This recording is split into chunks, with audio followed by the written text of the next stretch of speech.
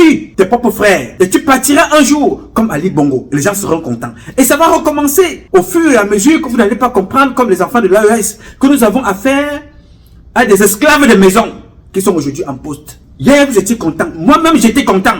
Je me suis dit, voilà un qui a compris. Ça n'a pas fait 2 jours. Il jette ses propres frères dehors. Parce qu'on veut construire des terres pour donner aux Libanais.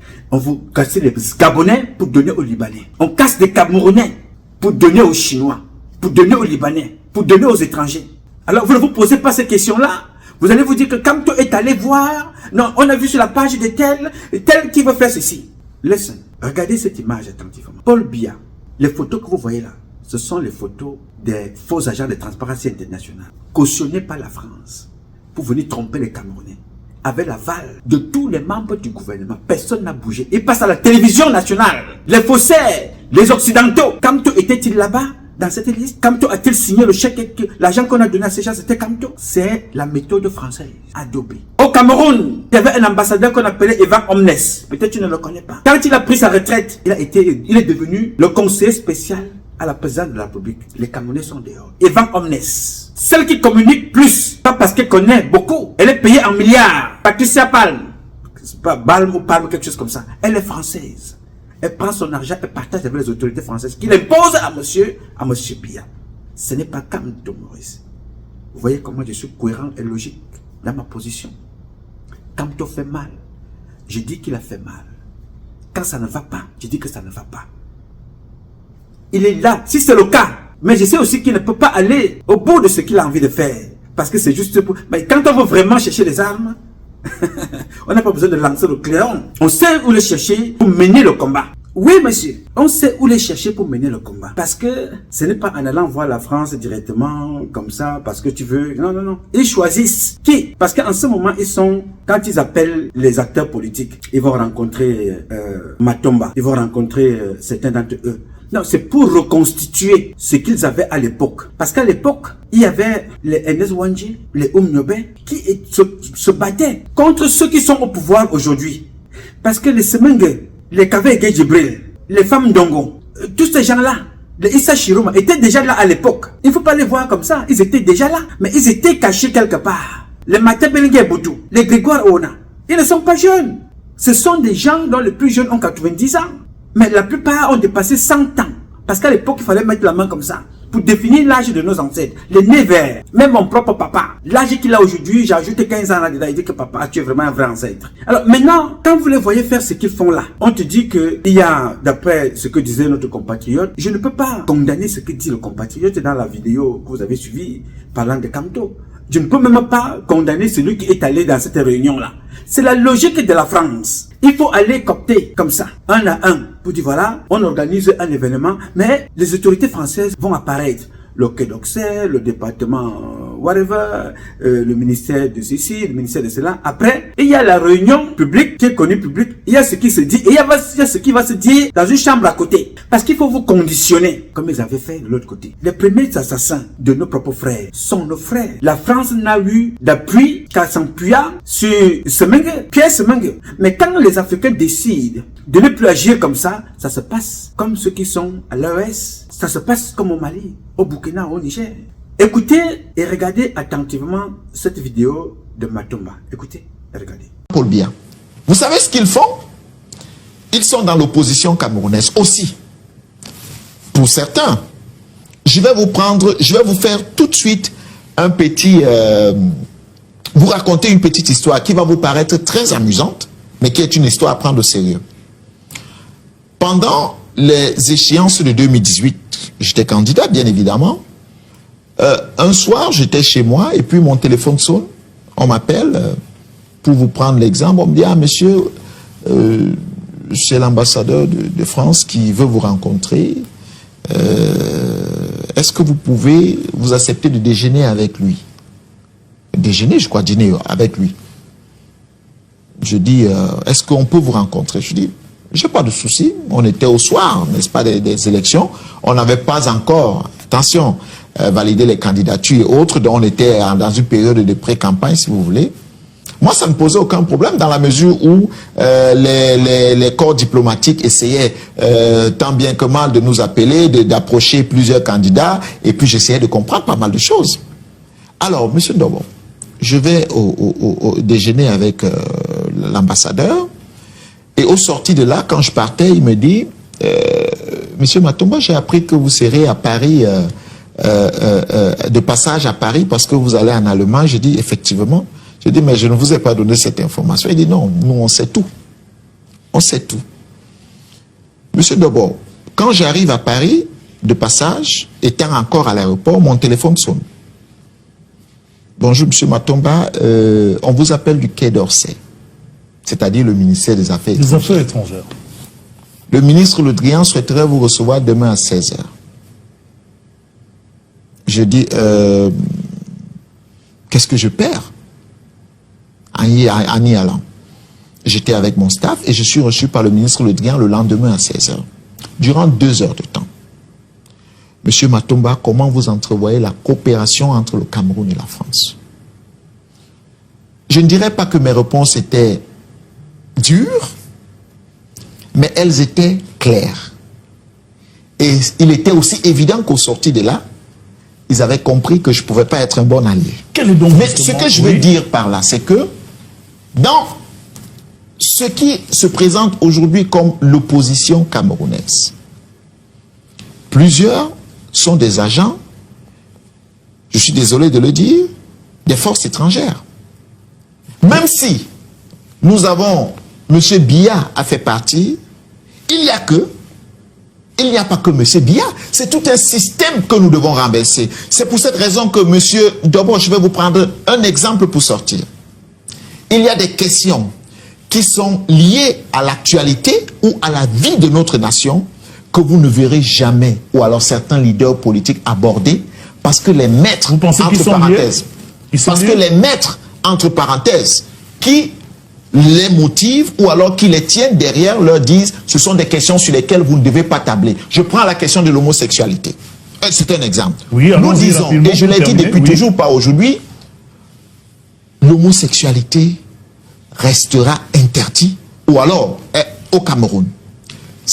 Nous sommes clairs là-dessus. L'homosexualité ne fait pas partie de nos gènes, de nos habitudes, de nos traditions, de notre culture. Ceux qui sont prêts, n'est-ce pas, ou qui se lancent dans cette pratique, peut-être nous les aiderons à partir du pays pour qu'ils... Bien, il vous dit que plusieurs opposants sont des agents des forces étrangères. C'est un opposant qui vous parle. Je vous dis donc que tous les membres du gouvernement camerounais agissent sous l'autorité de la France. J'avais publié un jour une vidéo. Paul Biya envoie Paul Motazé à un sommet économique en France. Dans le même sommet, l'ambassadeur de France y est. De retour au Cameroun, Paul Motazé va s'asseoir à son bureau parce que Paul Biya ne va jamais le recevoir pour un quelconque compte rendu. Mais vous avez vu à l'époque, l'ambassadeur Christophe Guilou, je ne sais pas comment on appelait cet ambassadeur, il vous fait comprendre qu'il sort de du même sommet. Il vient rendre compte au président Paul Biya. Alors en ce moment-là, le véritable représentant du Cameroun, c'est qui? C'est l'ambassadeur français qui voit Paul Biya quand il veut. Et Paul Biya décide de faire comme il veut. Ce n'est pas Paul Motazé, ce n'est pas... La politique que vous voyez au Cameroun, la politique du chaos, est instruite et instrumentalisée par l'ambassadeur de France, pas les Français. Alors, quand Matomba vous raconte son voyage, comment il a été approché par l'ambassadeur de France, il relève un sujet important, qui est très important, pas pour toute la France, mais qui est important à Emmanuel Macron, la promotion du sodomifion. Le refus de Matomba ne va rien changer à l'invitation ou à l'acceptation de l'invitation. Parce que pour la promotion de leur sodomifion, on a besoin de Chantal Biya, qui fait déjà la promotion de sodomifion au palais. On lui fait comprendre que si tu veux continuer à être la première dame, nous voulons ta fille pour qu'elle vienne jouer l'égérie des Jeux Olympiques en tant que l'ambassadrice de sodomifion. Pour cela, il faut qu'elle passe dans les médias français en tant que celle-là qui veut que son père légalise l'homosexualité au Cameroun. Elle ne demande pas qu'il faut que son père arrête la guerre du Nozo. Elle ne faut pas qu'elle demande qu'il faut que son père crée des emplois. Il ne faut pas que son père dénonce l'inceste et condamne l'inceste au Cameroun. Non, son père doit légaliser le sodomifion au Cameroun. Et il faut qu'elle passe dans l'un des médias lus, le Parisien, que vous voyez là. Entre-temps, Chantal Biya doit imposer à son mari ce qu'on appelle le rituel de l'humiliation. Un papa de plus de 100 ans va s'asseoir sous le soleil, sous la pluie, avec un plastique sur la tête, le chef d'État, un patriarche d'un pays. Ce n'est pas Kamto, hein? Non, là ce n'est pas Kamto. Là c'est la France dans sa logique des sectes, dans sa logique de manipulation, dans sa logique de l'acceptation de ces fantasmes, le sodomifiant. Pour cela, il faut vous humilier. Le chef d'État, même quand Chirac était malade, on a mené Chirac comme ça, partout aller s'asseoir, jouer le guignol. Voilà Paul Biya que Macron est obligé de tenir par la main.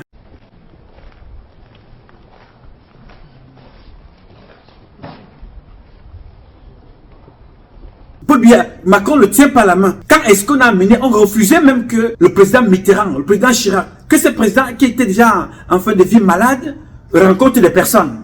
Mais le nôtre, il faut l'humilier, il faut le mettre sous la pluie. Et Chantal Biya est là, pas pour l'intérêt supérieur de l'État, pas pour l'intérêt pour l'amour qu'elle a pour son mari, mais pour son intérêt égoïste. Elle a sacrifié tous ses enfants, elle sacrifie la nation pour faire plaisir à la France. Ce n'est pas Kamto. Kamto peut être ici utilisé comme ce qui a été fait au Gabon, comme ce qui a été fait de l'autre côté, you know, au Tchad, comme ce qui est fait dans d'autres pays africains que nous connaissons. Mais si Kamto veut être président, je vous l'ai dit depuis très longtemps, il peut le devenir. Mais nous allons d'abord nettoyer le Cameroun, passant par la force, organisée par des Camerounais, une révolution populaire, une révolution militaire. Kamto peut facilement devenir président au Cameroun. Nous avons eu le même français depuis 42 ans. 42 ans. Les Français sont avec nous. Je vais te raconter une histoire. Je suis en France, je viens de quitter l'armée camerounaise. Je suis donc à Paris. J'ai décidé de rencontrer les autorités françaises pour parler de la situation du Cameroun. Pour te situer en termes de date et d'époque, Alieu Marie était encore ministre de la Défense. Je décide d'écrire à Alieu Marie. Elle ne me reçoit pas personnellement. Je suis reçu par le colonel Bonne-Maison. Notre réunion dure pratiquement 2 heures. Alors je lui dis, mon colonel, la politique que vous imposez à M. Biya, si rien n'est fait pour aménager les conditions de vie des Camerounaises et des Camerounais, l'emploi, la capitalisation des valeurs des Camerounaises et des Camerounais qui sont ici en France, qu'ils essaient de mettre leur expertise au profit, au service du Cameroun de l'autre côté. Si vous ne faites rien, vraiment, mon colonel, les jours de la France seront comptés en Afrique, parce que c'est mal vu, cette façon de faire. Un même président aux affaires pendant autant d'années. Je dis, observez quand Alieu Marie était ministre de la Défense. Cette année-là, vous faites la soustraction. Vous trouvez, depuis combien de temps j'ai dit ça? À la fin de notre réunion, il me pose la question, qu'est-ce qui inspire votre raisonnement? Et moi, j'ai répondu en une seule phrase, en lui disant, mon colonel, Napoléon, à son époque, n'avait pas 150 ans. Il me dit, c'est vrai, vous avez raison. Il me serre la main. On se lève, il me dit, nous allons en reparler. C'est très instructif, c'est très important. Pourquoi il ne m'a plus reçu? Parce que je n'entre pas dans la case qu'ils veulent. Des gens qui ne réfléchissent pas. Ils veulent les gens qui ne réfléchissent pas. L'avenir de l'Afrique. Il faut des gens bêtes comme les membres du gouvernement camerounais. Il faut des gens comme ça. En ce moment-là, tu fonctionnes. Moi, on ne m'appellera plus jamais. Alors, quand vous avez des gens comme ça, ce n'est pas pour travailler pour les Camerounais. Ils travaillent pour la France. Tous. Sans exception. Donc, parler de Kamto, sous le registre qu'il veut vendre le Cameroun à la France, il est allé vendre le Cameroun, il veut faire la révolution avec les armes, il veut faire, je ne sais pas trop comment vous avez appelé toutes ces choses-là. Non. Le monde entier ne vit que sous la pression des armes. Je vais encore vous raconter une histoire. Le monde ne vit que sous la pression des armes. Parce que quand j'ai fait cette réunion-là, après j'ai fait d'autres réunions avec mon compatriote Prosper, que je salue d'ailleurs, un intellectuel camerounais qui vit en Suisse. Nous avons été reçus dans le cabinet de Philippe Douste-Blazy, toujours pour le Cameroun. J'ai rencontré le général Mignon, qui m'a formé à Saint-Médecin d'école. Nous avons eu rendez-vous à l'hôtel, à Paris. On a eu rendez-vous là, avec le général. Je lui ai parlé de la situation du Cameroun en tant que militaire. Mais ils ne vont pas t'écouter parce que tu raisonnes, tu réfléchis. Il faut chercher les gardes-corps qui portent les sacs. Oui, non, le particulier qui porte le sac, parce que lui, il n'a pas la logique de la réforme. Non, je vais te raconter une autre histoire, pour que tu comprennes. Alors, Boko Haram au Cameroun est instrumentalisé par la France. Et là, c'est le pur jeu que je vais te servir. Ce n'est pas Kamto. Kamto peut être quelqu'un qu'on peut utiliser et qu'on utilise tous les autres. s'il passe par eux pour prendre le pouvoir, il va pas être différent des autres. Ce n'est pas possible. Parce que quand les gens là t'ont tenu, quand Francine a décidé de te sucer, mon ami, tu fais n'importe quoi, elle te suce et elle garde dans sa bouche tes mimbans. Et tu ne peux pas bouger. Il faut que tu te fasses violence. Ça se passe au Gabon. Ça se passe en Côte d'Ivoire. Ça se passe au Cameroun, chez nous. Pour sortir de là, ce n'est pas comme ça. Alors, voici comment les Camerounais de la présidence ont organisé les faux enlèvements des otages français en Afrique, au Cameroun en particulier. Les sœurs, les touristes, on les enlève, nous dit-on, alors que c'était un faux enlèvement. Je vous invite à écouter ce commissaire qui raconte l'histoire. Il s'appelle Aïssi Biloua. Écoutez et regardez. C'est l'histoire, je vais rester dans les généralités. Quand Boko Haram naît au Nigeria, c'est une secte essentiellement religieuse qui prône le rigorisme religieux. La transformation va venir lorsque la répression va radicaliser les éléments. Et c'est à ce moment que la secte prend des allures et des postures politiques et est encouragée par certains riches du Nigeria. À cette époque, on n'a rien avec ce Boko Haram. D'ailleurs, nous sommes tous des anciens d'Afrique Média. Chekaou nous avait envoyé une vidéo où il disait qu'il n'avait rien à voir avec le Cameroun. Mais qu'est-ce qui s'est passé?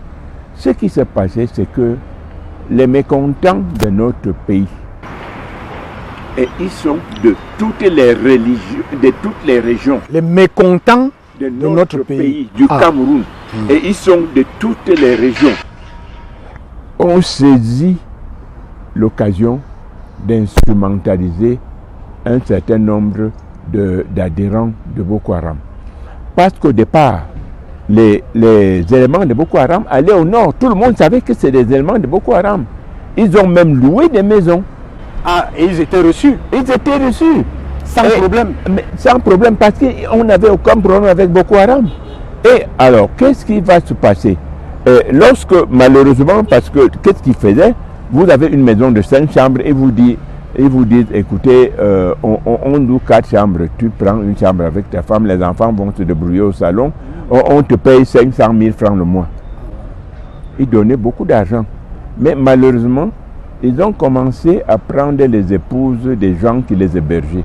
Et c'est là où ça se gagne. Et l'autorité administrative au courant va donc demander à ces gens de faire sortir ces locataires indélicats. Indélicats. Et devenus un peu agresseurs. Ouais, ce sont les Camerounais qui se disent non, on va les sortir, qui va nous donner l'argent qu'ils nous donnent. À ceux qui les hébergeaient. Oui. Bien que victimes de ce que leur épouse allait vers les riches Boko Haram. Et évidemment, pour ne pas citer un média que je ne veux pas citer, dont nous sommes anciens et dont d'ailleurs nous avons inscrit les piliers, les fondements, oui, parce que nous sommes les créateurs de ce qui se passe là-bas, il faut le dire. Oui. On est passé là, dans cette époque, à travers comment on appelle, la prise des otages et autres. Oui, la prise des otages, c'est un passage intéressant.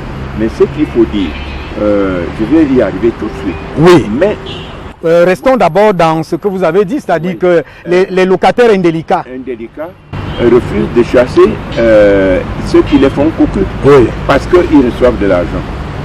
Bon, bref, c'est ainsi que les mécontents de notre pays vont se servir de ce genre-là. Et alors va naître Boko Haram du Cameroun.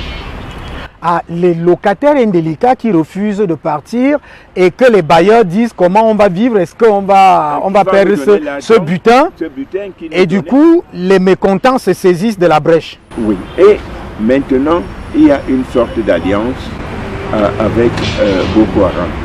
Alliance qui va prendre évidemment une coloration politique. Lorsque je dis mécontents, oui, les mécontents, ils sont Boulou, ils sont Ewondo, ils sont Aoussa comme nous appelons. Bamileke, Bassa, voilà et autres. Et c'est comme ça que Boko Haram va donc commencer à nous faire des histoires.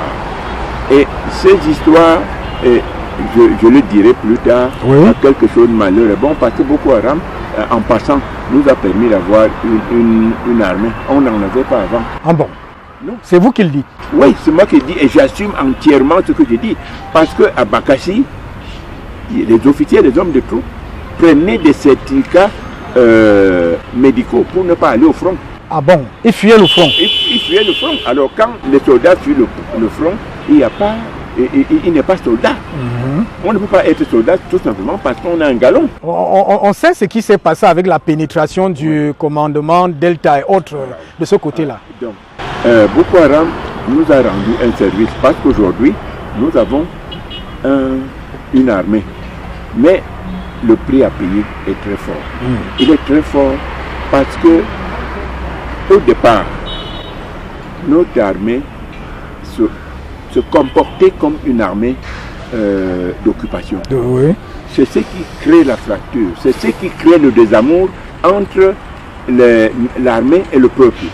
Or, et je le dis, mon professeur de défense militaire est encore vivant, le général Semengue, qui nous a dit une défense est globale ou elle n'est pas. Vous ne pouvez pas choisir que c'est les soldats qui vont lutter. Les soldats ne peuvent pas lutter si le peuple ne marche pas avec. Ah oui, dans Boko Haram, on a vu la mobilisation de tout le peuple. Et effectivement, regardez les services que rendent ce qu'on appelle les comités de gestion. Oui. Encore que là encore, c'est très mal géré. Très mal, c'est un amateur pur et simple. Vous ne pouvez pas emmener les caméras, prendre les membres du comité de gestion, vous les exposez, bon, parce que vous voulez justifier l'argent qui vient de Yaoundé, vous faites quelques petites enveloppes, vous leur donnez, vous amenez des motos, il y a la caméra, on voit quelle moto et qui prend la moto. Ils sont exposés les... Absolument, et je dis que quelqu'un qui a une petite formation ne peut pas faire cela, mais malheureusement, il y a là, j'allais dire, le choc des intérêts. Les intérêts des uns voudraient qu'on dise au président, oui, on a réuni les... Non, le président n'a pas besoin de cette manifestation-là. On peut le faire. On appelle les membres, on leur fait des petits films, on envoie au président de la République. Et il voit, ce n'est pas de montrer en mondovision ceux qui sont chargés de faire du travail dans l'ombre. À l'ombre, on reste inconnu. Mais or, qu'est-ce qui se passe? Ce n'est pas cela. Donc, Boko Haram va donc commencer, Boko Haram camerounais va donc commencer à nous embêter. Et comprenant qu'ils peuvent être débusqués, ils louent quelques actions à Boko Haram du Nigeria. On sous-loue et c'est comme ça que nous rentrons dans la guerre contre Boko Haram. Et lorsque surviennent les enlèvements, je m'intéresse toujours à la sécurité de mon pays. Parce que il y a au moins des gens sortis du Bélois, j'en ai au moins une quarantaine, c'est-à-dire enfants, petits-enfants et arrière petits-enfants. Donc, il est de mon devoir, de mon impérieux devoir, de faire en sorte que notre pays soit tranquille. Alors, pour ce qui est des enlèvements, les enlèvements étaient faits par le Boko Haram camerounais. Je prends un cas précis et je vais donner les noms. Oui, c'est de ça dont il est question. Oui, je vais donner les noms. Lorsqu'on enlève les religieux, il y a une sœur dedans qui est malade et qui prend un remède qu'elle achète régulièrement à la pharmacie de Maroua. Alors, lorsqu'on les enlève, soi-disant qu'on les a emmenés au Nigeria, on revient tout le temps acheter le même remède. Je dis à ceux qui sont en contact avec moi, voyez-moi ça. Et un se déclare, il me dit non, ces gens-là ne sont jamais sortis de Maroua. Ils étaient toujours à Maroua. Et nous avons pu avoir quelqu'un qui allait là où étaient les otages tous les jours. J'ai battu le pavé ici pour faire comprendre ça à ceux qui disent assurer la sécurité. Et finalement, qu'est-ce qui se passe? nous sommes à trois. Madame Atanordil, qui était aussi de Afrique Média, d'Afrique Média, pour ne pas le citer. Pour ne pas la citer, elle me dit, frère, pardon, c'est notre pays, faisons quelque chose. Et on associe le SP du général Semengue, Mazé. Et elle est en contact avec un informateur sûr. L'informateur nous donne les informations nécessaires pour aller prendre les otages où ils sont à Maroua. Et pour qu'on accepte, que les autorités de la sécurité acceptent nous recevoir, c'est la croix et la bannière. Et c'est le ministre Etundingwa qui va réussir à nous, à nous obtenir un rendez-vous avec le délégué général à la sûreté. Oui. Parce qu'il fallait, nous ne pouvions pas, nous à trois, aller à Maroua prendre les otages. Oh, oui. Et on n'en avait ni les moyens, ni le pouvoir, ni le droit de faire ce genre d'opération. Nous convenons donc qu'on rencontre le délégué général de la Sûreté nationale. Et le jour de la rencontre, la voiture de Madame Atana est en panne. Je suis donc obligé de prendre ses petits-fils, parce que c'est elle qui prenait les petits-fils pour la maison. Ouais. Je lui dis, écoutez, montez à la délégation, je laisse tes petits-fils et je reviens, on arrange le problème avec le délégué.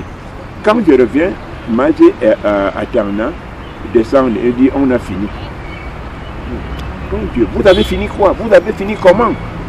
Il dit, le délégué a demandé que j'appelle notre informateur, qu'on lui dise qu'on va envoyer quelqu'un et il va aller montrer à ce quelqu'un, il va aller montrer là où sont les otages. Et c'est avec le téléphone du délégué. Le délégué donne son téléphone à Madame Atana. Oui. Elle appelle donc notre informateur, évidemment, le numéro de... Le numéro est resté. Est resté. Oui. Qu'est-ce qu'on a fait? D'abord, quelques temps après, le délégué téléphone effectivement. L'informateur. L'informateur va voir... non, il appelle son agent à Maroua. À Maroua. Va voir tel qui te montre où sont les otages. Lorsque le type se présente, il dit, mais je ne vous connais pas et puis je ne sais pas de quoi vous parlez. Moi, je suis guide touristique. Le type, l'agent du délégué appelle le délégué, dit que l'information n'était pas bien. Or, le délégué était convaincu que l'information est bonne. Est bonne, oui. Il a laissé tomber. On a attendu une semaine. Mais le même jour, notre informateur, dont je tais le nom, vous comprenez pourquoi? Tout à fait. Appelle, il dit, mais demande à Madame Atana, qu'est-ce que je t'ai fait? Nous, on traite depuis. Tu m'envoies des gens que je ne connais pas. Tu veux ma mort? Est-ce que c'est comme ça que nous avons convenu? Bon, bref. Ah, donc c'est à partir de là que vous savez que Madame Atana a donné, en fait, le délégué a utilisé le numéro. Mais elle m'a dit, elle m'a rendu compte. Ah oui. C'était moi le pilote de l'opération. J'ai l'expérience plus que Madame Atana, plus que le SP du général Semengue en matière de sécurité. Bon, et qu'est-ce qu'on fait? Quelque temps après, on donne donc l'ordre d'aller attraper notre informateur, qu'on attrape, qu'on maltraite jusqu'à ce qu'il aille montrer où sont les otages. Et on va être de dire au président, ouais, nous avons des contacts, on va aller négocier avec les preneurs d'otages. Et aucune négociation n'avait été faite. Non, on connaissait où étaient les otages. On a pris des cantines d'argent ici pour soi-disant aller négocier. Et évidemment, qu'est devenu cet argent entre Yaoundé et Maroua? À un moment donné, on a reconnu les traces des biens bien par-ci sûr, et par-là. bien sûr. Il y a même, je peux vous donner simplement la couleur de la voiture qui portait les cantines d'argent. Je ne veux pas donner le numéro. Non. Et c'est pour cela que je dis qu'on n'est pas sérieux et que c'est Boko Haram qui nous permet de structurer un peu nos services. Parce que cette histoire montre bien qu'il y a des intérêts. Je prends le cas de quelqu'un qui commandait les services de maintien de l'ordre à la police, qui faisait ceci, et il veut avoir l'argent du président, il fabrique un truc, on écrit... Vous taisez le nom de ce quelqu'un? Oui, j'étais le nom de ce quelqu'un. on va laisser devant la porte de Tundi. Et à 5 h du matin, les agents de tout type viennent trouver ces choses. Les gens qui ont déposé, on vous arrête. On avise le président que ça ne va pas. Il nous faut des moyens pour éteindre le feu. Tu comprends? Alors qu'il n'y a absolument rien. C'est-à-dire, le président sort l'argent. Il faut que le pays soit en paix. Mais il est complètement entourloupé dans les grandes largeurs. Donc, la lutte contre Boko Haram rame dans les mêmes eaux, reste dans les mêmes ornières. Parce que si, au départ, on avait écouté le peuple, et ce peuple bélois est parmi, je ne suis pas le seul qui s'intéresse à ces choses.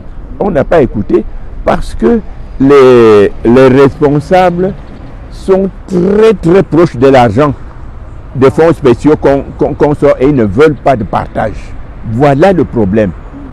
Et ce qui fait qu'aujourd'hui, lorsque la chose s'est structurée un peu, Boko Haram... Elle s'est structurée quand même parce qu'il y a quand même eu une réorganisation de l'armée quelque part. Oui, absolument. J'ai dit que Boko Haram nous a aidé à avoir une armée. Je l'ai dit dès le départ. Oui. Nous avons une armée maintenant. Mais ce qu'il y a, c'est que les mauvais exemples se communiquent très rapidement et très facilement. Et c'est ça un des hicks de notre lutte contre Boko Haram. Voilà.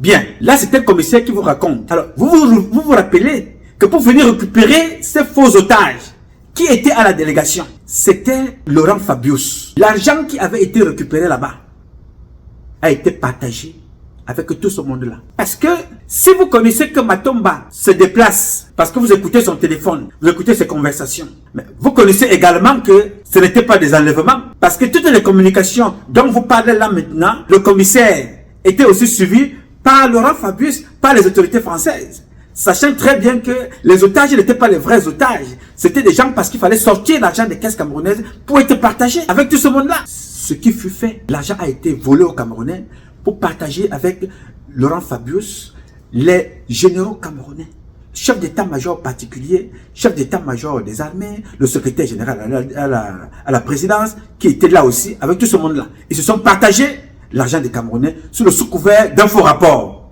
Oui, sous le sous-couvert d'un faux rapport. Des otages français qui ont été enlevés. C'était faux, c'était pas vrai. Oui, monsieur, ça se passe avec la complicité des autorités françaises. Ce n'est pas Kamto. Kamto a ses défauts que je déteste. Sa façon de faire, que je déteste avec M. Biya. Mais là, ce n'était pas Kamto. Non, monsieur. Ce n'était pas lui. Ce sont mes parents bêtis qui ont vendu le Cameroun à la France. Personne ne peut se lever là. Quand tu commences même à critiquer la France, trop fort, tu dis non. Allez demander à Mbandakane de se taire. Hein? Allez demander à tel de l'arrêter. Allez demander ci, allez demander ça. Non. Tous, sans exception, sont sous la botte. Quand vous regardez la photo de ces militaires, des généraux, nous dit-on, des généraux faits par la France, de toute façon c'est eux qui demandent qu'on les nomme là. Regardez la posture des généraux. Et devant eux, un autre pingouin qui fait le tour. On ne voit pas le général là. Quand on parle du Nozo, on n'a pas vu ce général français. On n'a pas vu l'ambassadeur de France qui était militaire aussi. On n'a pas entendu ce monsieur-là parler du Nozo. On ne l'entend pas. Il vient faire asseoir les officiers camerounais, il se place là debout comme un mauvais esprit. Et les pingouins sont aussi là comme les oiseaux, ils sont là, ils regardent, et regardez les postures des gens. Ils sont des colonels, ils sont des généraux, des bandits et des sodomifiants man. Les voilà, vous regardez ça comme ça. Et vous avez vu Kamto dans quel rang? Vous avez vu Kamto là dans quel rang? Ces bandits ont débarqué un général, Ngambou Isaïe, en une seule seconde. Signature, une seule seconde, Ngambou Isaïe était débarqué. C'était Kamto? Non, ce n'était pas Kamto. Non, monsieur, ce n'était pas Kamto. La France ne peut pas vivre sans le terrorisme. Écrivez ça quelque part. Write it somewhere. Écrivez ce que je vous dis là quelque part. La France ne peut pas vivre sans le terrorisme. Et le terrorisme français se retrouve dans tous les plats, dans tous les menus. Terrorisme étatique, terrorisme politique, terrorisme financier, terrorisme politique, terrorisme explosif. La France est dans toutes les choses avec le terrorisme. Est-ce que c'est moi qui vous le dis? Vous voyez ce monsieur-là, c'est le chef terroriste reçu par le président français. Il se tapote. Ce monsieur-là a tué des millions de citoyens dans ce monde, y compris les Français et les Américains. C'est le groupe de ce monsieur-là qui sont aujourd'hui au Cameroun, qui tuent des militaires. Parce que les terroristes qui agissent sous le sous-couvert de Boko Haram sortent de la Libye, sortent de la Syrie, sortent de ces pays-là pour se retrouver dans des pays en Afrique pour déstabiliser ces pays. Leur patron aujourd'hui, reçu par la France, a été récompensé pour son meilleur service. La France le reçoit, la France serre la main. Ce monsieur-là. Écoutez ce que disaient les journalistes français eux-mêmes. Écoutez et regardez. Bonjour Nicolas Dupont-Aignan. Bonjour Sonia Mabrouk. Et bienvenue à la grande interview sur CNews Europe 1. Vous êtes le président de Debout la France. C'est un accueil à l'Élysée et une poignée de main très controversée. Poignée de main entre le président français et le dirigeant syrien, qui est aussi un ancien djihadiste. Malgré les critiques et la polémique, Nicolas Dupont-Aignan, Emmanuel Macron met en avant une coopération nécessaire contre le terrorisme. Vous ne pensez pas, malgré tout, que cette rencontre peut nous être utile aujourd'hui en termes de renseignement, de sécurité pour notre pays ? Vous plaisantez. Pourquoi donc? On appelle à l'aide un homme qui s'est réjoui de l'attentat du Bataclan comme président d'Al-Nosra, un djihadiste d'Al-Qaïda. Mais quelle honte! Mais hier, j'avais la chair de poule de me dire la honte de ces images. Qu'est-ce qui vous a le plus choqué dans ces images? J'ai pensé aux victimes du Bataclan. Mais quelle image de la France! Emmanuel Macron a mis du sang sur la main. C'est insupportable pour moi.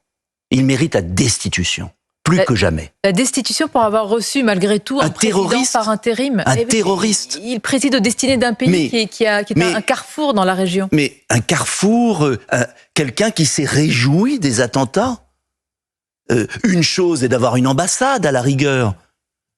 Une autre et d'avoir des rencontres à l'ONU, ailleurs, encore qu'il a fallu demander à l'ONU la permission, puisqu'il est classé comme terroriste. Évidemment, il y avait un mandat, tout à fait. Il y a un mandat, il est interdit de séjour aux États-Unis. Il est sous mandat d'arrêt. Mais quelle honte pour les victimes du terrorisme. Et il appelle au secours, il lui donne des tapes dans le dos. Mais enfin, Emmanuel Macron a perdu la tête. On entend votre stupéfaction. Costume, apparence soignée et barbe bien taillée, Ahmad Al-Charé a lissé son image, prêt à dialoguer avec le monde. Le président syrien a abandonné son nom de guerre, celui avec lequel il dirigeait les troupes djihadistes, avec le front Al-Nosra. En décembre 2024, il mène l'offensive décisive sur Damas, provoquant la chute du régime de Bachar el-Assad. Nommé président par intérim, il délaisse son turban et promet l'apaisement. Pourtant, des massacres d'Alaouites et de récents combats avec des Druzes ont secoué le pays ces derniers mois, de quoi faire naître de vives critiques alors qu'il rencontre le président Emmanuel Macron demain. Une invitation qui choque Marine Le Pen.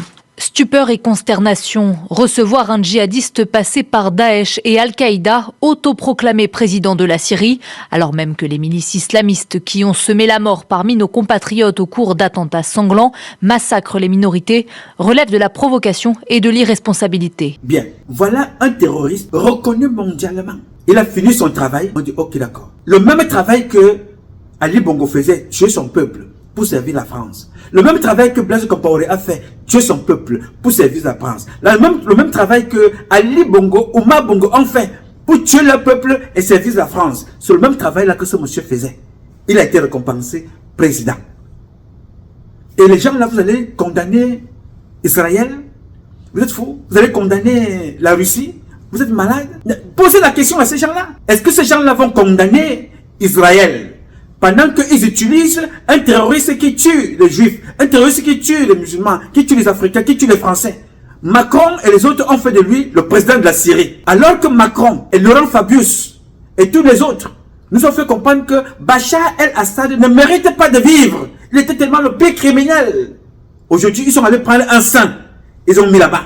Et eux-mêmes, ils vous confirment que ce monsieur-là est un terroriste. Il a changé de nom. Il a maintenant porté un nom. On fait de lui président. Est-ce que vous croyez que si quand tu arrives là-bas, demain, il serait traité différemment? Quand le peuple va commencer par se lever du côté du Gabon, vous verrez ce qu'ils vont réserver à celui-là, celui qui sont allés chercher. Ce n'est pas Kamto là-bas, c'est nous. Ce sont mes parents de Petit Benanga qui sont responsables de ce qui se passe là. Rien. Et personne, Monsieur Biya ne peut pas échapper à l'humiliation française s'il ne décide pas de coopérer avec les vrais fils de la République pour le sauver. Sinon sa fille, sa femme finiront comme en train de fuir comme les autres. Regardez que tous les présidents africains, pour eux, ils sont des présidents. Pour la France, ils sont des terroristes au même titre que les terroristes comme celui qu'on a mis en Syrie. Et pour cela, quand il faut se débarrasser d'eux, c'est sans porter les gants.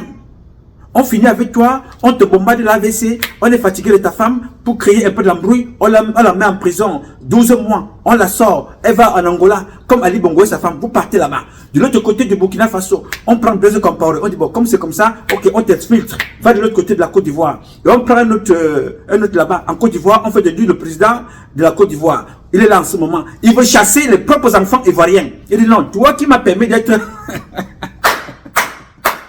ouais. Toi, Barbeau, qui m'a permis d'être candidat. Toi qui es natif, ivoirien. Je fais de toi un citoyen sans droit dans ton propre pays. Cautionnez pas la France. Cautionnez pas la France. Les Ivoiriens veulent parler. Vous allez à l'hôtel d'Ivoire, demander les comptes. On ouvre les armes devant vous. On tue. Classé sans suite. Est-ce que c'est la première fois? Ils ont tué les Sénégalais, les tirailleurs sénégalais à Troy. Même chose, on tue. Les dirigeants camerounais ne vont pas échapper. La France a deux choses qu'elle sait faire dans la vie. Le terrorisme et la diplomatie de la malhonnêteté. En ça, la France est maître. La diplomatie de la malhonnêteté, elle est maître. La Russie a été condamnée qu'on ne doit pas vendre les armes à la Russie. Qu'est-ce que François Hollande vous a dit? François Hollande dit que pendant qu'on avait mis l'embargo pour ne pas vendre les armes à la Russie, eux vendaient les armes à la Russie par derrière. Mais allez écouter les discours de François Hollande devant les gens. Il parle comme un président. Il parle comme quelqu'un de normal. De l'autre côté, il fait autre chose derrière. Et les gens comme ça, vous prenez pour des gens sérieux. Et les gens comme ça, vous allez ils vont s'asseoir pour parler de Donald Trump. Ils vont s'asseoir pour insulter Donald Trump, critiquer Donald Trump. Alors qu'ils sont payés 4 milliards et milliards et milliards de fois plus que Donald Trump. Alors on ne peut pas s'asseoir ici, attendre que... On ne peut pas venir s'asseoir, nous faire comprendre que notre Kamto est allé chercher des armes pour venir déstabiliser le Cameroun. Le Cameroun est déstabilisé depuis la guerre de Bakassi. J'y reviendrai là-dessus, sérieusement, dans une prochaine publication. Bakassi, Kamto était là-bas, pourquoi faire? Pour le droit. Où étaient les généraux que vous avez vus tenus là comme ça? Ces généraux-là étaient déjà en fonction. Ils n'ont pas gagné la guerre là-bas. La guerre s'est arrêtée parce que Kamto est venu, il s'est ajouté aux autres pour aller faire justice. Il a fait ce qu'il avait à faire. C'était dans son domaine, le droit. Il est revenu. En voilà des généraux pédés. Beaucoup d'entre eux là portent des couches, des bandits et des sodomifiants. Kamto a ses défauts que vous connaissez.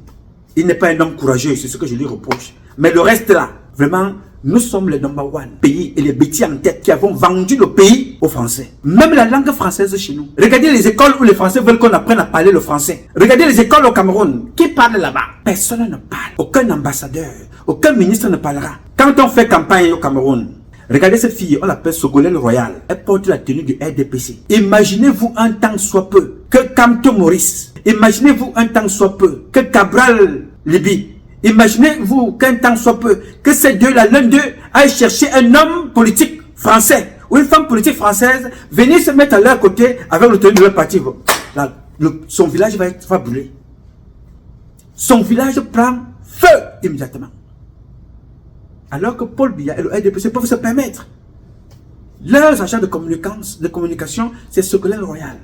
Avec l'autre sorcière qu'on appelle, Célestine Ketcha. Et quand Célestine Ketcha se rend en France pour faire des réunions, qui vous trouvez dans les réunions de Célestine Ketcha? Ce sont les élus français. Le maire, l'adjoint au maire de France, de Paris. Et là, je ne vous entends pas parler. C'est quelques Camerounais qui se lèvent pour dénoncer ça. Vous ne parlez pas. Quand Célestine Ketcha fait des réunions, elle organise des festins, elle roule avec les limousines, elle se promène en France, elle fait des commentaires. Le maire adjoint de Paris, il est là dedans. Si c'est Kamto qui fait ça, visiblement, devant tout le monde, on ira brûler son village et brûler sa maison. Il n'y a personne d'autre qui a vendu le Cameroun que mes propres parents de l'autre côté. Il n'y en a pas. à la France. Non. Et le pays qui a le gouvernement le plus bête de toute l'Afrique, c'est le Cameroun. Le compatriote qui a fait cette vidéo a fait que son travail. Il a dit ce qu'il pensait dire. Je ne peux pas condamner les propos de ce garçon. Il donne sa vision. Je ne condamne la vision de personne. J'essaie d'être le plus objectif possible. Je vous ai dit, en ce qui me concerne, le Cameroun ne peut changer que par la révolution populaire. Le Cameroun ne changera que par ce que les militaires, nous sommes levés. La France de Macron, elle est debout parce que le général de Gaulle est venu chez moi au Cameroun, dans mon village. Il a pris mes parents et nous sommes allés libérer la France. Ce n'était pas un homme politique, c'était un militaire. Tout ce qu'il est venu chercher chez nous, il est venu chercher la force, les hommes. Alors si certains vont chercher les armes pour libérer le Cameroun dans le bon sens, je ne peux que leur dire, chapeau les gars, vous êtes dans votre droit le plus absolu. Libérer le Cameroun. On ne pourra jamais libérer le Cameroun passant par les urnes. Jamais. Parce que la France utilise les élections pour endormir des personnes partout en Afrique. En Palestine, ils ont fait la même chose. Le parti qui combat là en France, en Palestine, là, comme Macron et les autres combattent, ce parti-là a gagné les élections. Une fois là-bas, en Palestine. Ils ont dit que non. Le peuple n'a pas été démocratique, alors que le peuple a voté. En France, le peuple français a voté contre la constitution européenne. Ils ont dit non, le peuple a mal compris. Il faut voir ça autrement. Vous voyez ça? Donc, si vous ne vous levez pas, comme l'a fait De Gaulle, chaque Africain peut maudire De Gaulle 18 fois par jour, parce qu'il a tué les Africains. Mais chaque Français doit bénir De Gaulle pour ce qu'il a fait pour la France. Parce que ceux qui sont venus après De Gaulle là, n'aiment pas la France et n'aiment pas les Français. Ils aiment l'aristocratie. Ils sont dans la débauche sexuelle. Les dirigeants là, après De Gaulle, personne n'a pu penser la France. Ils pensent leur fantasme, ils pensent leur plaisir, ils pensent le sexe, ils pensent l'argent, ils pensent le bling bling, ils ne pensent pas la France. Pendant ce temps, vous avez un gars comme Poutine qui sort de là où vous savez, il a pris le temps de jouer le sous-marin, se préparer, reconstituer ses forces. Aujourd'hui, toute personne qui tente, il te chie un petit métal sur la tête et qui va te faire du bien. Pendant ce temps, les Français, dirigeants, je veux dire, ont passé leur temps à promouvoir le sodomifiant partout en Afrique. Maintenant, ils sont premiers à se plaindre de leur place de dernier. Ils sont premiers à se plaindre de leur propre place de dernier. Parce qu'ils sont derniers en Europe. Parce qu'ils ont décidé de promouvoir les contre-valeurs. Et on va nous parler de Kamto ici. Kamto a son mauvais rôle. Mais dans ce sens-ci, Kamto, ce n'est pas lui la cible. C'est moi la cible.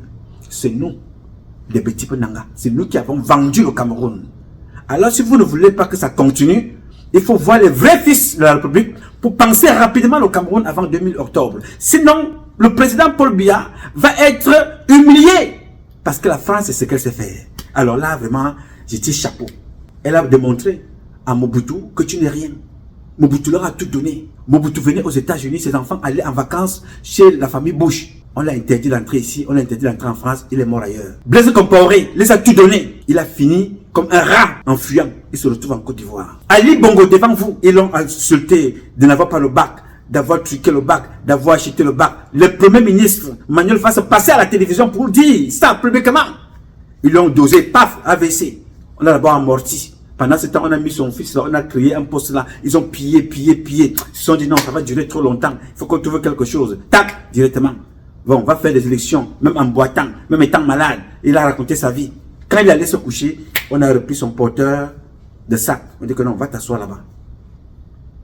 À peine il arrive, il met ses frères dehors, au nom de la France. Non, il faut être un démon, un maudit pour réfléchir comme ça.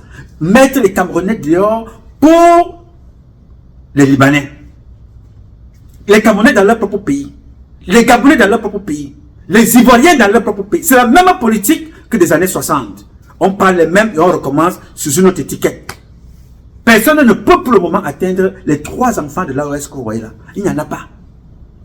Ils ont compris. Et c'est pour de bon. Si vous tuez, vous ôtez la vie aujourd'hui à Ibrahim Traoré, je vous assure, un autre Ibrahim Traoré va naître le lendemain matin. À l'AES là, il n'y aura plus la France, c'est fini. Et si vous ne faites pas attention au Cameroun, on sera encore sous le joug de la France pendant au moins 200 années. Si nous continuons avec le même comportement, qu'est-ce que c'est que Kamto est allé chercher des armes? Mais les armes qui circulent là, c'est Kamto. Quand on tue à Yaoundé là, c'est Kamto. Quand les enfants courent là, les microbes tuent là, c'est Kamto. Avant-hier, j'ai écrit une lettre où j'interpelle le ministre de la Défense. Encore des militaires qui sont morts. C'est Kamto. Demain, je vais vous publier ce que disait la femme du président Hissène Habré, qui vous parlait de ce que la France fait de l'autre côté avec le satellite, qui n'est même pas le leur. Vendre une minute de vol d'information à 50 000 €, alors qu'eux-mêmes partent prendre ces informations chez les Américains pour nous dire où se trouvent les terroristes, alors que ces terroristes-là, c'est toujours la France qui les amène. Non. Les gars, si nous ne sortons pas de là, ce ne sont pas nos enfants. Ce sont les arrière, les petits-enfants, les petits-enfants de nos enfants qui vont rester esclaves. Si nous continuons avec ce que vous voyez là, on ne peut pas nous dire que le président a protégé le sous-sol camerounais. Pendant ce temps, les Camerounais souffrent. Lesquels Camerounais vont nous exporter ce sous-sol-là qui a été protégé par le président Biya? Lesquels Camerounais? Expliquez-moi, quels sont les Camerounais qui vont profiter du sous-sol que M. Biya, le président Biya, a passé donc 42 ans à protéger. Pendant que d'autres peuples viennent s'empiffrer, ils mangent, ils vivent bien. Mais le peuple camerounais pour lequel M. Biya protège la terre, protège le sous-sol, eux ils n'ont rien. Deviennent des microbes en pleine ville chez Yaoundé. Deviennent ceux-là qui mangent tout ce qui est contaminé, boissons frelatées, dans leur propre pays, sur leur propre terre. Ils s'auto-empoisonnent eux-mêmes. Pendant ce temps, la France, la Chine, les Libanais, ils vivent bien. Mais Paul Biya, lui, il a gardé la terre pour ces Camerounais-là. Non, mais il faut arrêter de rigoler. Ok? Je vais vous dire, mes chers compatriotes, il y a deux choses que les nouveaux gouvernants français savent faire. La diplomatie de la division, la promotion du terrorisme partout dans le monde et la diplomatie des divisions et des crimes. Et pour ces deux choses-là, il n'y a pas plus grand maître en France que la France. Dans le domaine du terrorisme, dans tous les domaines, le terrorisme français agit. Sauf là où il faut répondre aux aspirations des peuples. Là, la France n'est pas présente. Elle est dans les discours. Elle est dans le sodomifiant. Vous avez vu comment la France a tué un enfant devant vous, personne ne parle. Vous avez vu le scénario que la France a pris. Camarade de classe d'Emmanuel Macron. Emmanuel Macron a décidé de le tuer en rien. Lui-même, on l'appelle Succès Masra ou c'est Succès Masra, je ne sais pas trop quoi. Le premier ministre tchadien que le président tchadien a jeté en prison. Il a jeté en prison avec la complicité de qui? Avec la complicité du président Sassou Nguesso. Le parcours que ça a pris pour l'amener à aller accepter à être nommé premier ministre, aller légitimer les élections, les fausses élections, pour qu'enfin il finisse en prison. Voilà une tête pensante de la République qu'on va tuer comme ça, personne n'en parle plus. Oui, monsieur. Et c'est exactement pareil qu'on a tué Sankara, passant par Omar Bongo. Et un autre pays, un autre président que vous connaissez, lui-même il est déjà mort. Et vous avez vu la fin d'Omar Bongo. Il est mort en Espagne. Même le roi d'Espagne n'a pas mis ses pieds. Même à l'aéroport. Même pas fait un communiqué. Le premier ministre d'Espagne, rien. Et vous croyez que c'était la fin? Le sort qui a été réservé à Ali Bongo. Vous pensez qu'il était différent de celui de son père? Ou son père adoptif, ou whatever. Ce sont les mêmes gens. Le voilà en fuite. Le président Idriss Déby, quand il a commencé à parler, vous étiez là. Vous étiez présent. Vous avez observé tout ça. Réécoutons. C'est comme si c'était hier. Réécoutons le président Idriss Déby. Écoutez. Regardez. Vous êtes à la tête de cet État depuis 27 ans. Comment est-ce qu'on peut expliquer la longévité presque éternelle d'un certain nombre de chefs d'État africains? On voit qu'en France, il y a du dégagisme, voilà, vous êtes arrivé au pouvoir à l'âge qu'a Macron aujourd'hui. Est-ce qu'on est président à vie quand on est président du Tchad, par exemple? Peut-être qu'il y a deux choses qu'il faut que s'explique cela. Arriver au pouvoir à 38 ans, peut-être ça donne aussi... mais Macron sera plus au pouvoir en 20 ans. Attendez, c'est peut-être que c'est mauvais. Peut-être que c'est mauvais. Cette longévité explique par cela. Et de deux, je pense que je ne suis pas un homme, je pense que, je vais vous dire très honnêtement, je ne suis pas un homme heureux. Et je n'ai jamais été un homme heureux. Vous comprenez? Non. Pourquoi? Je ne suis pas un homme heureux, je n'ai jamais été un homme heureux parce que je n'ai pas eu une jeunesse comme tout le monde a eu sa jeunesse. Je n'ai pas eu, j'ai eu ma jeunesse dans la guerre, qui est passée dans une guerre. Et au sortir de la guerre, j'ai eu cette responsabilité. j'aurais souhaité moi-même, en 2002, m'arrêter, comme j'avais promis en son temps, au second mandat. Oui. C'est-à-dire en 2006, je devrais céder, en fait, disons, il y a 10 ans, au suivant. La guerre a éclaté. Le mercenaire avait attaqué N'Djamena ici, la ville. Le pays était en guerre. Vous comprenez? Mais en 2016, il... Attendez, s'il vous plaît. Et comme j'ai dit, dans la politique africaine, la France intervient souvent, et je le dis haut et fort, la France a intervenu, je dis bien, je n'ai pas demandé, je dis je ne le fais pas, de changer la Constitution. Pour l'histoire, je dis bien. Bongo n'est pas là. Bongo père, je dis bien. C'est à Paris.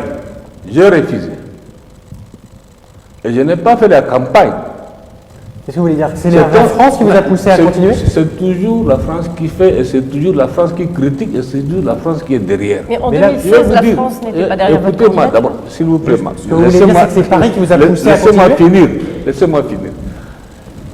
Quand, comment on appelle, ils appellent le constitutionnaliste qui est venu ici, je ne connais même pas son nom. Je ne connais même pas son nom. Moi, j'ai refusé, j'ai dit je ne change pas. Ils ont passé par leur arcane, puisque l'Afrique, pour la France, il n'y a rien de, comment on appelle, de caché. C'est entresemé, passé par les uns et les autres, ils ont changé la Constitution.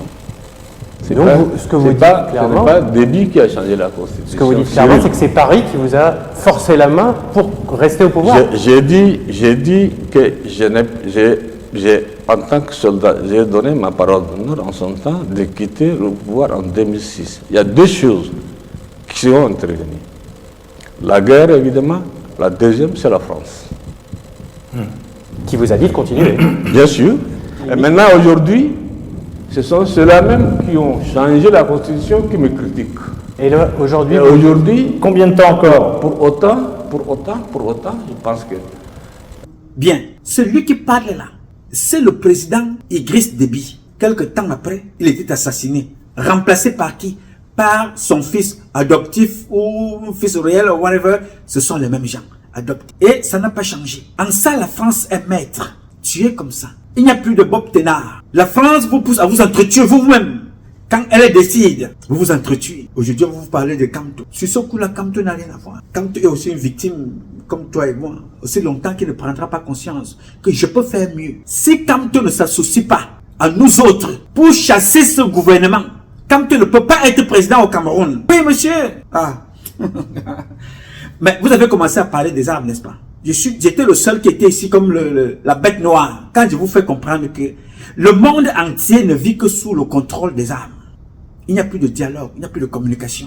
Ce sont les armes qui gouvernent, ce sont les armes qui règnent. À tous les niveaux. Même au Cameroun, en ce moment, on braque avec quoi? Avec les armes. On vous empoisonne avec quoi? Avec les armes chimiques. On vous tue avec quoi? Avec des armes à balles réelles. Vous voulez qu'on vous dise ça comme? Le monde ne vit que de ça. Tous les budgets, nous sommes le seul pays au Cameroun et dans le monde dont le budget militaire sert à faire des marchés, sert à enrichir les militaires, sert à enrichir la France. Vous allez comprendre ça quand vous ne serez plus aux affaires. Vous allez comprendre ça quand Paul Biya ne sera plus aux affaires. Vous allez comprendre que le Cameroun aurait pu être la première puissance après les États-Unis et la Russie. Je dis, n'est-ce pas?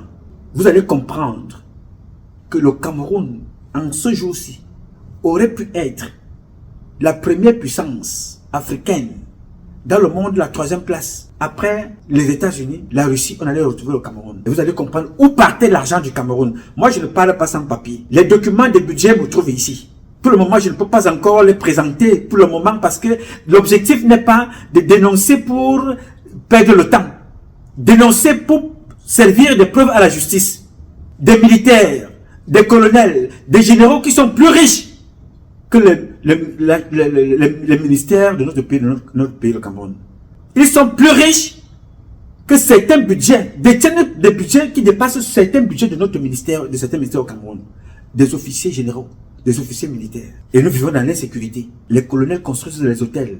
Les commissaires, comme le secrétaire particulier de Luc Paul Motazé, ils ont des hôtels. Le commissaire que je vous ai présenté hier, dont nous avons préparé une vidéo de pratiquement plus de 2 heures, où c'est Enama, où c'est quoi, ils ont des hôtels. Des colonels achètent des quartiers, construisent des maisons, construisent même des hôpitaux dans leur village. Des militaires. La France, c'est ça. Le budget vont où? Le premier pays de visite de ces colonels-là, c'est où? C'est la France. Elle connaît tout ça. Mais le comportement de ces militaires-là épouse la logique française. Être des militaires bling-bling, des militaires imbibés dans le luxe, qui n'ont plus la notion du combat, qui n'ont pas la notion de la protection du peuple, du pays, du territoire, du président. Non, eux, c'est pour leurs épouses. Vous comprenez? Alors comment voulez-vous que le Cameroun change quand ils sont en train de reconstituer ceux qui ont tué Omniobé, Ernest Ouandjé, Omniobé et tout le reste? Ça se passe devant vous. Et on observe ça. Et quand ça se passe, on a l'impression que c'est un événement, un fait divers. Le président gabonais est devenu président, on le porte. Il danse. Il sait qu'elle est. Il danse. On est content, y compris moi. 2 jours après, il met ses frères dans la rue. Oh, débarrassez-vous. Non, non, non. Lui, le coup d'État est accepté. Parce qu'il est cautionné par le maître qui a accompagné ça. Mais à l'AES, le coup de force n'est pas accepté. Pourquoi? Parce que ceux qui ont été choisis là-bas ont été choisis par le peuple, pour l'intérêt du peuple. Ils sont acceptés en Côte d'Ivoire. Ils sont acceptés au Tchad. Ils sont acceptés, ces coups d'État-là sont acceptés au Gabon parce que c'est le maître qui choisit. À ce moment-là, Emmanuel Macron se déplace pour légitimer le coup d'État. À ce moment-là, les élections peuvent se faire. Là, c'est un coup de force qui est normal. Mais quand c'est fait comme ça, on te dit donc, comment t'as mis là? Ok, on veut cet espace-là pour les Libanais qui ont financé, whatever. Non, non, juste mets tes frères dehors. À la limite, même commence à les tuer. Je les mets dehors. Tu ne peux pas agir. Général, sois-tu, tu ne peux pas. Je te rappelle très bien qu'au Gabon, avant le président qui est là en ce moment, il y a d'abord des jeunes qui ont pris le pouvoir là-bas. Certains ont été tués, d'autres ont été jetés en prison. Pourquoi? Parce que ceux-là n'avaient pas pris le pouvoir avec l'aval du colon. Mais comme c'est lui qui est arrivé là, il sait comment il est venu, automatiquement le colon valide. Il est reçu partout. Que celui se promène, il salue. Pendant ce temps, quand il arrive, donc maintenant, il dit, voilà, j'ai prêté serment. Ok, bon, mes frères là, oh, cassez, mettez-les dehors. Je vous assure, la phrase que je vais prononcer là, allez la vérifier. Les petits Nanga qui sont au Cameroun, qui sont au Gabon, qui sont en Guinée équatoriale, dont on trouve certains au Congo, dont on trouve d'autres à Sao Tomé, whatever, ou c'est principauté, ou c'est précipité, whatever, qu'on trouve partout là-bas. C'est nous qui avons tué toute l'Afrique. Les bêtis au pouvoir. Juste à souhait. Ils ne pensent pas. Nous, les bêtis, c'est le sexe. C'est le satanisme. C'est boire le sang. C'est aller entrer dans les choses compliquées. Sodomifiant. La corruption. Aller se camoufler à l'église. Je crois Dieu, je prie. Marie, Nyazamba, Kolana Subi, des bandits. Nous, les bêtis là. Aujourd'hui, on ne regarde pas ce que nous avons mal fait. Non, c'est Kamto. Non, non, non, non. C'est Kamto qui veut déstabiliser. Faux. 4 milliards % faux. Kamto est victime comme toi et moi. Aussi longtemps qu'un Camerounais doté de membres solides, habillé des valeurs traditionnelles et éducationnelles que nous ont donné nos parents et culturelles, nous allons toujours subir ça. Ce n'est pas une question de Kamto, Maurice. Yes, ce n'est pas une question de Kamto. Non, monsieur, ce n'est pas une question de Kamto. Je connais les problèmes que j'ai avec la façon de Kamto de fonctionner. Là, Kamto est victime comme toi. De tout ce qui peut advenir là, ce n'est pas une question de Kamto et les armes. Je vais te donner un dernier exemple. Parce que j'ai voulu que cette vidéo soit longue pour te donner un maximum de preuves, quelques preuves qui se sont passées devant toi. Pas dans la Bible, pas dans le Coran, mais l'apprentissage et observation. Écoute bien ce que je vais te raconter maintenant. Nous sommes là il y a quelques mois en arrière. Un capitaine appelé Efoudou réussit à démanteler un réseau de trafic d'armes au Cameroun, organisé par Mohamedou. C'était le monsieur que vous voyez là. Je n'ai pas, je garde pas toujours le nom en tête parce que avec tout ce que je publie, c'est démantelé. Ce garçon-là, qu'on appelait le capitaine Efoudou, était le directeur chargé des enquêtes à l'état-major du président de la République.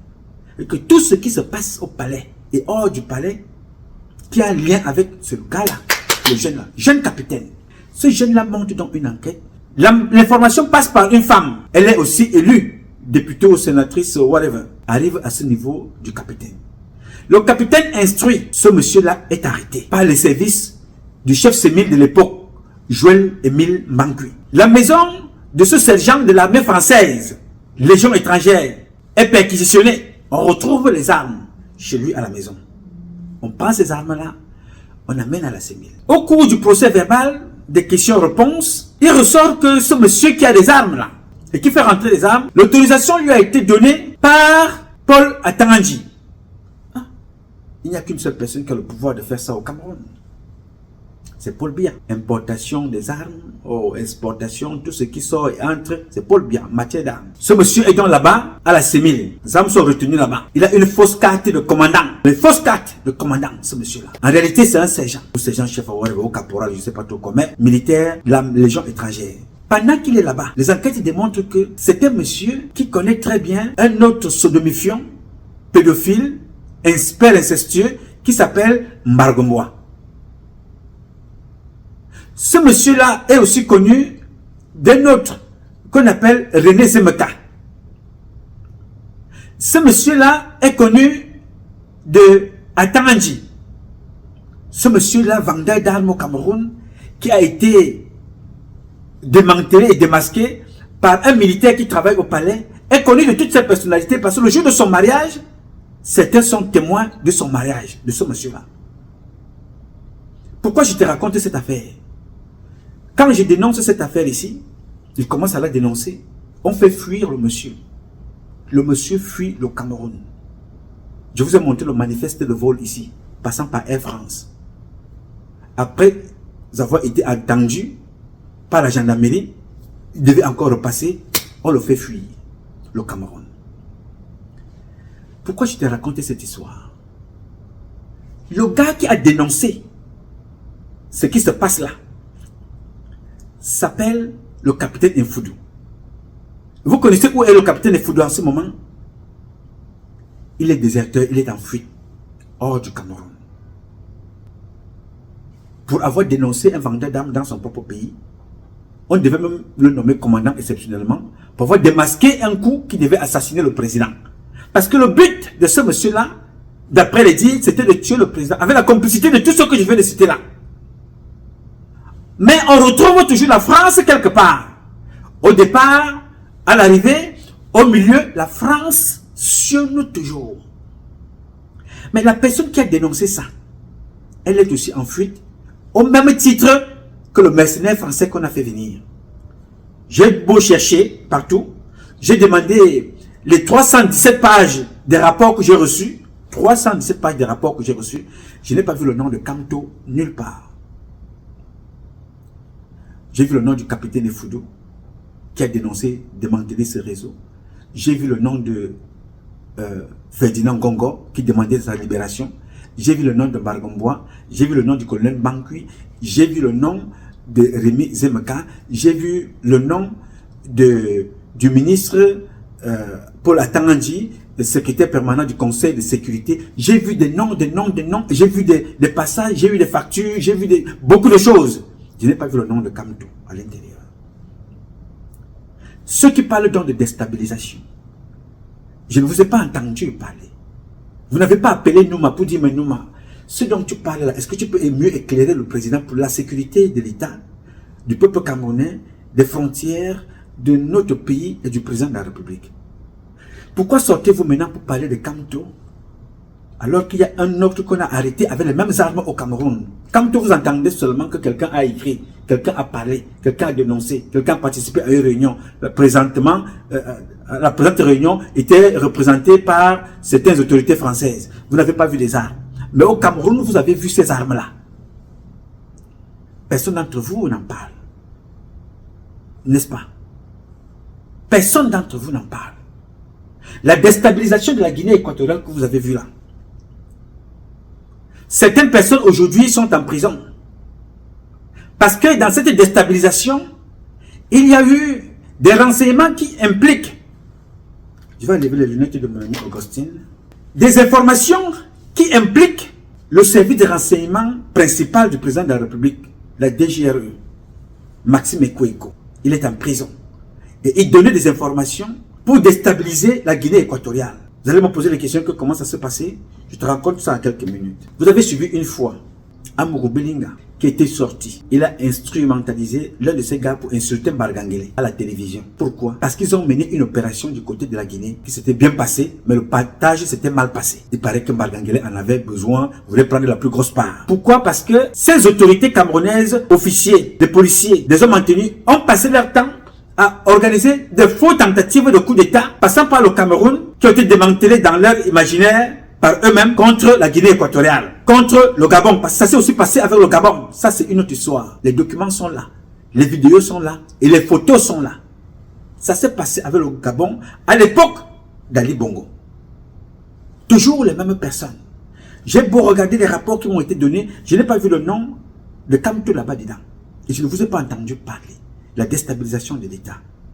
Je peux vous donner des cas comme ça.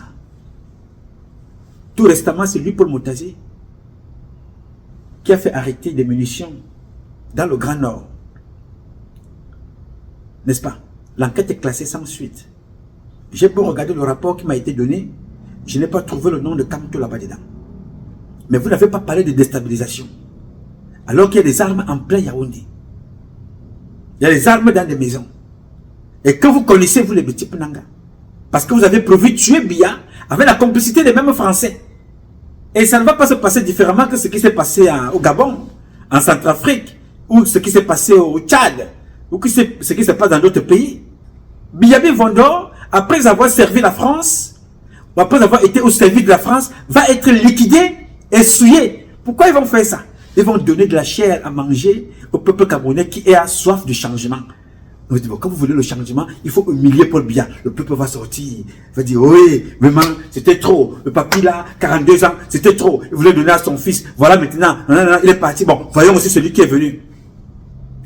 Nous avons célébré pareil au Gabon. Nous avons célébré pareil en Côte d'Ivoire. Mais vous avez aussi vu le contraire de ce qui s'est passé au Tchad. Vous avez vu le contraire de ce qui s'est passé au Gabon. Vous avez vu, ça se passe autour de vous. Biya ne pourra donc pas échapper si ça continue comme ça. Alors nous pouvons éventuellement échapper. Si nous décidons de nous-mêmes de réguler nos problèmes et de les régler avec des enfants qui n'ont pas l'appétit du pouvoir, mais qui ont l'appétit du changement. Moi, je veux le changement au Cameroun. Et je me battrai de toutes mes forces. Je reprends ce que je dis. Je me battrai de toutes les forces que ceux qui ont jusqu'à présent travaillé avec M. Biya jusqu'à aujourd'hui, qui n'ont pas démissionné, qui sont aujourd'hui là, que tu sois Bamileke, Beti, Bassa, Douala, Ewondo, Bolo, Nanga, Eton, Mdoum, de l'Est, du Sud, du Centre, du Nord, du Nord-Ouest, du Sud-Ouest, de l'Ouest, je me battrai que personne de ces gens-là ne prenne le pouvoir au Cameroun. Parce que il faut qu'on apprenne à reformer notre pays, à le donner au service de nos valeurs, le mettre au service de nos valeurs culturelles, de nos valeurs traditionnelles, de nos valeurs éducationnelles. Pour qu'on commence à penser pour nous, pour les prochaines générations. Ce qui se passe aujourd'hui nous réserve un avenir dangereux si nous acceptons que ce qui s'est passé au Gabon se passe au Cameroun. Si nous acceptons que ce qui s'est passé en Côte d'Ivoire se passe au Cameroun. Si nous acceptons que ce qui s'est passé au Tchad se passe au Cameroun. Je ne peux pas vous prendre l'exemple de ce qui s'est passé au Mali, au Burkina, au Niger, parce qu'ils sont dans la logique de ce que je recherche pour mon pays, le Cameroun. Assainir, nettoyer, pour reformer et mettre des fils dignes qui doivent d'abord penser pour le Camerounais de base, pour la Camerounaise. On ne peut pas travailler pour les étrangers dans notre propre pays. Les étrangers doivent avoir leur quote-part au vu des accords de partenariat que nous impose le partenariat à l'international. Ils doivent avoir leur part parce que c'est comme ça, on ne peut pas vivre en autarcie, vivre seul. Non. Mais on ne doit pas vivre sous la botte des étrangers dans notre propre pays. La plupart des écoles militaires au Cameroun, Air Force là, allez poser la question à la France combien ils ont donné là-bas. Ils avaient prévu donner 2 milliards en 3 ans. J'ai le dossier ici. J'ai le dossier. Tout le dossier. La France a fui. Ceux qui ont donné l'argent, le matériel, la Chine. Ceux qui ont donné un peu de sous, le matériel, les Japonais. La France a promis de donner 2 milliards. Elle n'a même pas donné 300 millions. Mais c'est la même France qui veut obtenir tous les postes importants. J'ai le dossier ici. Aujourd'hui, ils vont vous faire défiler les généraux, les commandants, les colonels, défilent pour nous apporter quoi? J'aurais bien voulu voir les généraux français de l'autre côté là-bas, au nord-ouest, au sud-ouest. La France ne vend jamais un matériel neuf à aucun pays. Bon, tu me diras qu'elle va te vendre ce qu'elle n'a pas. La France ne vend aucun matériel neuf. Vous donnera toujours des vieilles choses. Le vieux matos. J'aurais bien voulu voir un général français en train de combattre Boko Haram. Mais non, ils ne peuvent pas combattre Boko Haram parce que c'est eux Boko Haram. Ils ne peuvent pas. Ils vous ont démontré ça. Le président syrien, c'est un Boko Haram. Le président syrien est un terroriste qui a tué mes frères dans ce pays, qui a tué mes frères en France, qui a tué mes frères en Afrique, en Libye, un peu partout en Syrie. Alors qu'attendez-vous des gouvernants français qui tuent leurs propres enfants pour des intérêts égoïstes qui ne servent pas la France? Parce que si tout ce qu'ils font là pouvait servir la France ne serait pas là où elle est aujourd'hui, où les enfants vont manger dans les poubelles. Aujourd'hui, la France est en train de plonger progressivement parmi les derniers en Europe. Parce qu'ils ont passé leur temps à promouvoir la aristocratie, au lieu de promouvoir les vraies valeurs. Aujourd'hui, ils sont derniers en train de pleurer partout. La promotion du terrorisme, des divisions partout dans les pays. Et vous nous parlez ici de Kamto. Kamto a ses tares, Kamto a ses problèmes, mais qui sont loin d'être ce que vous dites là. C'est nous qui avons vendu le pays à la France. Oui, monsieur. C'est une question de logique. C'est une question, ça se dessine devant vous. Je n'ai pas besoin d'aller chercher ailleurs. Je peux vous refaire la même vidéo avec les mêmes mots, avec les mêmes points, avec les mêmes points virgules. Oui, monsieur. Des exemples sont là. 1960, 2025. Regardez tout ce qu'il y a eu. Ça n'a rien changé. Ce qui a changé, c'est que les mêmes personnes ont poussé les nôtres à tuer les nôtres. Les Français ne payent pas d'impôts au Cameroun. Mais nos enfants sont jetés en prison pour avoir mangé un doigt de banane. Ça s'est passé en Djombe. Vous êtes témoin. Oui, monsieur. Tu parles, tu vas en prison. Avant l'assassinat de Paul-Henri Kinguet, il est allé en prison parce qu'il s'opposait à la même France dont vous reprochez aujourd'hui à Kamto, alors que c'est vous qui avez vendu le Cameroun aux Français. Tout a été vendu. On vous dit non, le président Paul Biya était le meilleur président. Mais quand il partira, vraiment nous allons souffrir. Il a protégé la terre, il a protégé le sol. Lui-même a été instrumentalisé. Le président Paul Biya est utilisé par les Français comme une chose. Je le soutiens pour le président Paul Biya en tant que président. Je soutiens le président Paul Biya en tant que père à Kriach. Donc je ne veux pas vivre l'humiliation comme celle que j'ai vécue avec Mobutu, comme celle que j'ai vécue avec Omar Bongo, comme celle que j'ai vécue avec Ali Bongo, comme celle que j'ai vécue avec Blaise Compaoré, comme celle que j'ai vécue que je vis avec tous les autres. Je ne veux pas revivre la même chose. Donc il faut arrêter ça très rapidement. Nous allons tout faire pour que Biya ne vive pas ce que je viens de vous dire là. Regardez l'humiliation d'Idriss Déby, l'assassinat d'Idriss Déby, pour mettre son fils là, pour qu'il devienne quoi? S'il ne fait pas attention, il sera assassiné comme son père. Ali Bongo, c'est là, c'est encore frais. Ali Bongo a passé son temps à voler de l'argent pour nourrir la France, acheter de grosses voitures, faire vivre ces gens-là. On l'a mis en prison, dans sa maison, on a jeté sa femme en prison. Mais quand on le sort de prison, vous savez ce qui est grave? C'est qu'on sort Ali Bongo de prison. Il fuit le propre pays qu'il a servi pendant 2 mandats. Mais pendant ce temps, il y a des Gabonaises et des Gabonais pleins en prison, jetés par Ali Bongo, parce qu'ils ont voulu revendiquer qu'ils avaient faim. Jetés en prison parce qu'ils ont porté plainte contre un Libanais qui a volé leur terre. Ali Bongo les a jetés en prison. Parce qu'Ali Bongo servait des réseaux et la France. Mais Ali Bongo, après tout, on l'a extirpé, on l'a fait sortir. Mais ces enfants gabonais sont en prison. Mais Ali Bongo, lui, il est dehors, il vit sa vie avec l'argent qu'il a volé avec les Français. C'est moi que vous allez croire, c'est moi qui ne suis pas stable, n'est-ce pas? C'est-à-dire qu'à force de raisonner comme ça, c'est moi qui ne réfléchis pas bien. C'est vous qui allez insulter, qui vous réfléchissez bien. Non, monsieur. Dieu m'a doté de cette capacité de discernement, de penser, de réfléchir et de dire ce que je pense. Nous ne détestons pas les Français, nous détestons la mauvaise gouvernance des gouvernants français qui nous imposent nos propres parents qui s'entretuent et qui sont humiliés et on applaudit. Non, je n'applaudirai plus jamais ça.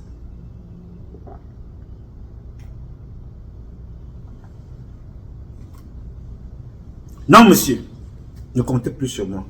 Et ne comptez même pas sur moi. Parce que ça fait 33 ans que je vous dis la même chose. Cette fin du mois, ça me fera 33 ans. Alors que j'avais toutes les possibilités d'accepter toutes les propositions qui m'ont été, présentées. J'ai refusé. Parce que je ne veux pas l'humiliation de mon père Biya. On peut humilier le président, je n'ai rien à cirer. Mais je ne veux pas entendre qu'on a humilié le sénateur, le président du Sénat, le président de la Cour constitutionnelle. Je ne veux pas entendre qu'on a humilié Nyat Nkwete, qu'on a humilié Kaveh Gedjibli, qu'on a humilié Paul Biya, qu'on a humilié Atangana Clément. En tant que parent, non. Ce serait une malédiction pour moi. En tant que président, en tant que responsable des différentes institutions qui représentent, arrangeons-nous à les mettre là où ils doivent être. Pas l'humiliation. Parce que la France vit de l'humiliation de nos parents et de l'opposition entre nous. C'est de ça que la France vit. Moi, je ne veux plus vivre ça. C'est ce que j'ai voulu partager avec vous ce matin. Donc, Kamto a cet art que je condamne. Mais en matière d'armes, il n'y a pas deux qui ont vendu le Cameroun que mes propres parents du centre, du sud, les petits Benanga avec des boulons, accompagnés de leurs propres frères des 10 autres régions. Kamto n'était pas là. Réfléchissons donc différemment pour résoudre le problème du Cameroun. Ça, c'est le moment. J'ai dit. Alors, mes chers compatriotes, ce combat est un combat de tous et de chacun pour un intérêt commun. C'est avec la volonté des Camerounaises et des Camerounais que nous sommes et la bénédiction de Dieu que nous vaincrons. En attendant, le combat continue. Ce combat continue parce qu'un Cameroun nouveau est possible. Chacun d'entre vous dans son domaine respectif. Et ensemble, nous redonnerons à notre pays ses lettres de noblesse. Et nous ferons de ce pays la capitale du paradis sur terre. Je sais compter sur vous. Vous pouvez compter sur moi. Aussi longtemps que Dieu me donnera la vie, je donnerai le meilleur de moi-même. Je m'appelle Nouma. Nouma Patrice Freeman. Je réponds au 001 551 666 1027. I love you, but God love you more. Thank you.